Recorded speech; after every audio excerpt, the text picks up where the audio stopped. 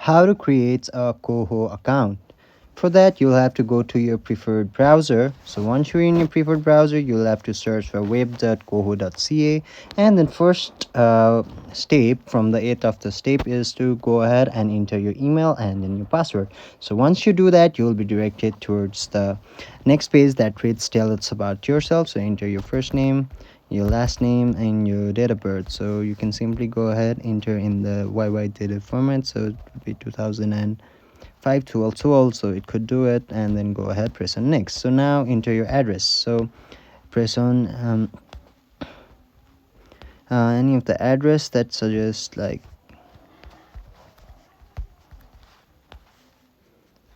so here you can see you can select the address according to your wish.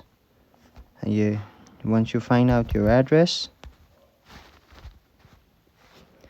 simply go ahead press on next. So once you're in the next page, you'll have to enter your occupation. You can simply select from employed, student, retired, disability, and different other things. So let's go with student, press on next. Now you'll have to enter your mobile number, and then if you have a referral code, you'll have to enter your referral code. So enter your mobile number.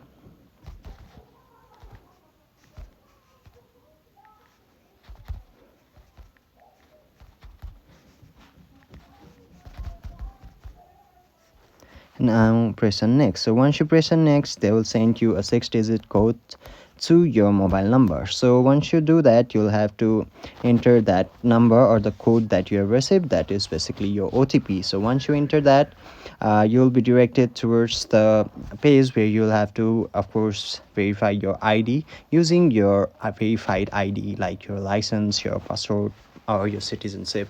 And then once you do that, you'll be generated with verification code, and you'll have to enter that, and you are into KOHO and you have created a KOHO account. So that's for the video. That's how you create KOHO account. Hopefully this helps.